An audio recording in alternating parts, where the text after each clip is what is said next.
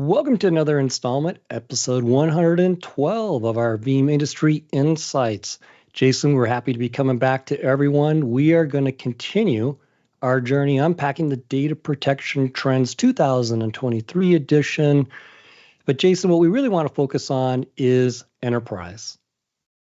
Yeah, so to remind folks, this is the second in what I think is roughly going to be 10 parts in this series. And if we kind of bring up the slide, want to make sure folks get a chance to follow along. If you like, you can click the URL down below to the right or hit that QR code. The Data Protection Trends Report is a reminder, 4,200 unbiased organizations. We use third-party research firms. They go and ask IT professionals and IT leaders what they're trying to do on a myriad of topics, from macro trends. We're going to cover one of those today: real-world outages, long-term retention, cloud stuff, containery stuff, cyber stuff, BCDR stuff, et cetera. So there's a lot of different aspects that come in. But one of the questions, Dave, you and I have each been in the space for better than 30 years each around data protection. And there's almost always been this concept of enterprise grade, enterprise worthy.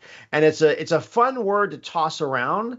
But starting last year, we started asking folks, what do you think it means when you ask that question? So we gave folks a lot of answers. They could choose all that applied to the far right-hand side. Those are the long lines. And one of my favorite questions that the firm asked in the survey instrument this year was, if your organization was considering a new enterprise backup solution today, which of these attributes would be most important in a buying or consideration process, right? And so it's sorted by that. And Dave, it's kind of a busy slide, right? There's lots of different things that enterprise can mean and varies along the way. But let's make it a little bit easier. Let's talk about these top two, because I'm going to argue they're related. Yeah, to me, it's really interesting. What percolates up to the top is I need to support newer workloads, quote unquote, I believe to be modern cloud hosted workloads like infrastructure as a service or SaaS, such as perhaps Microsoft 365. But when I do that, that also have to be able to do that reliably, have to do that well, have to do that without error. So we might see a little bit of tension here where organizations are trying to protect different kinds of delivery models, different kinds of application deployment schemes, and simultaneously they're trying to up or increase the reliability, meaning successfully capture the data. Yeah, let me see if I can play that back and be maybe a little bit more brutal and blunt with it. And that is, if you're using, there's no organization out there that doesn't already have a backup solution, particularly enterprises, right? They know they have to rely on their data. And if you're using a heavy amount of physical and virtual and legacy platforms within your data center, then you're probably okay with a legacy backup solution that backs those up, because one dinosaur backing up another, right? So, or whatever that happens to be. But as workloads move from on-prem to cloud, if you're using a legacy approach to try to back those new workloads up, then it's not going to be reliable. You're not going to be happy, right? In fact, installment number one, Dave, we looked at the shifts that are happening between physical and virtual on-prem towards cloud hosted. We looked at 80%-ish organizations, I think, said that they have either protection gap or reality gap or both. Right? So they're not happy with what they got. And I think that's why you see these two as a buying driver being the top 1 and 2, is because the legacy backup solution is not reliable. So if you're going to buy something new, you'd buy something that supported modern cloud hosted workloads, including IaaS and SaaS. I think these two are connected. Yeah, they definitely are. And what we're seeing here is essentially change in the data center, change in what you're trying to protect is creating stress on the system. Right. Yeah. What's another analogy I could do for this? If you were, if your lifestyle had changed and you were in a small house and now you needed a bigger house because you had kids coming, right? So what do you want in a new house? Oh, I want more bedrooms.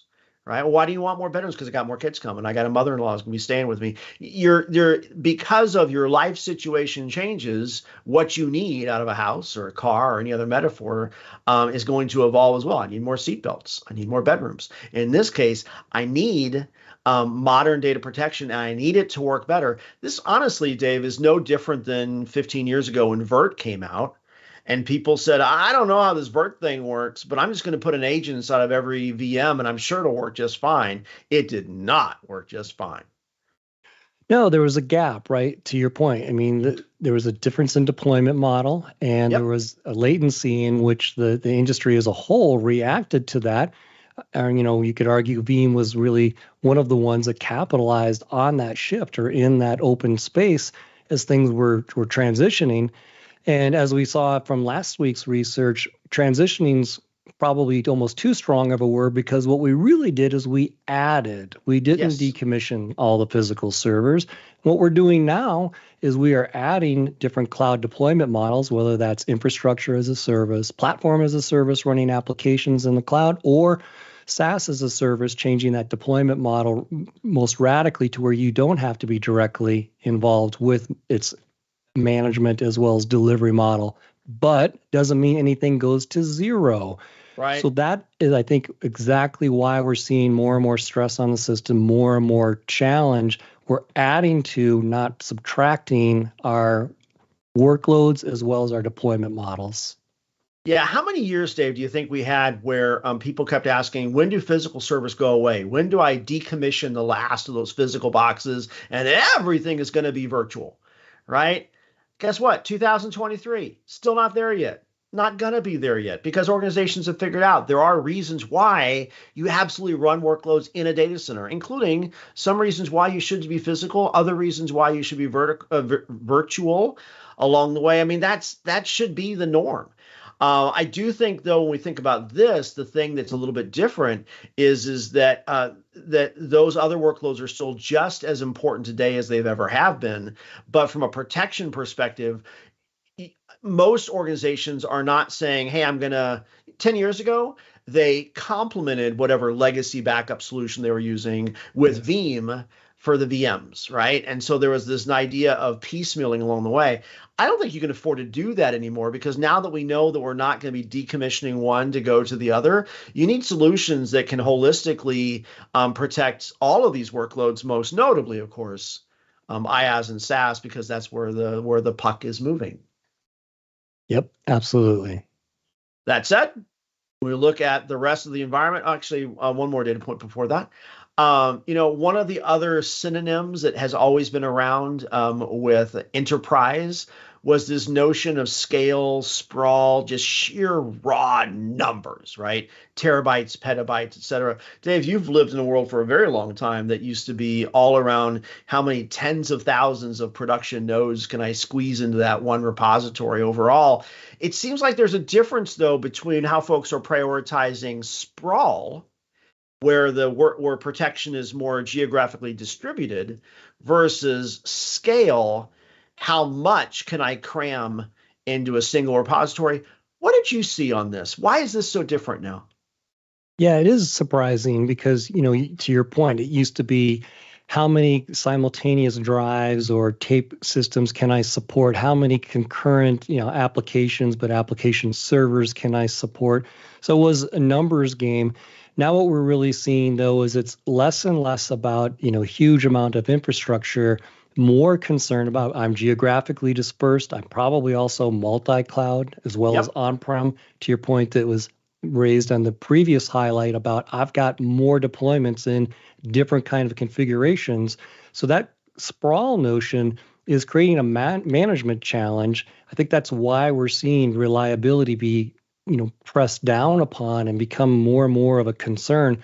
So more and more teams are facing the reality that they are operating in a global theater. Yep. Certainly the pandemic has accelerated a lot of digital transformation, which is leading to that. But our longstanding notions of what enterprise really was, which was largely a numbers game, now has really shifted. Yeah, I admit, we talked earlier about the idea of, Veeam supplementing whatever was going on in legacy. I've been surprised over this last 2-year period, the number of organizations that they weren't ready to change their legacy backup solution for their data center centric workloads. And yet, as they've spun up workloads in Amazon and Azure and Google Cloud and absolutely for 365, They've actually been adding Veeam just for backing that workload up as a standalone solution to complement whatever that legacy approach is. But as we've seen with virtualization, whatever is protecting that new workload is suitable to protect everything that came before it. And so that consolidation happens after the fact. But I love the fact that we're actually seeing that same journey twice over. Start with protect the new stuff and then fold back. That said, old stuff ain't going anywhere, right? So IaaS and SaaS is still here. We still see those mission critical applications like Oracle and SAP HANA based applications on top of that. And oh, by the way, God bless NAS. There's a lot of reasons that you need highly manageable, highly scalable network or unstructured data storage, and that still matters in 23 and beyond. So making sure that enterprise addresses all of these equitably still seems like it's going to be a criteria for quite a while. Yeah, it really does. And, if we kind of harken back to when we looked at physical and virtual and the fact that if it's still physical, there's probably a good reason for it. Same's true on proprietary Unix or some of these other enterprise applications. If it was easy to change or you thought that there was a good reason to change, you probably already would have done so. So there is a valid business reason to be able to say, I need to stay on certain kinds of platforms, but I also need to embrace the new, to your point. So that tension, if you will, or expansion of what we're protecting is only going to become more and more a reality. There's no reason, in other words, to think that 1 year from now, 2 years from now, we see NAS go from 6% combined with proprietary Unix, say, to 1%. Right. Unlikely to happen. If it hasn't happened by now, it's probably not going to happen materially in the next couple of years. No. And frankly, it shouldn't, right? So, and even as we look at things like NAS and unstructured data, certainly I've had a lot of experience with NetApp over the years, and running ONTAP in a cloud makes perfect sense. We're still going to protect it using a hybrid of the cloud-hosted technologies and recognizing how you protect the nuances of NAS as an unstructured file platform.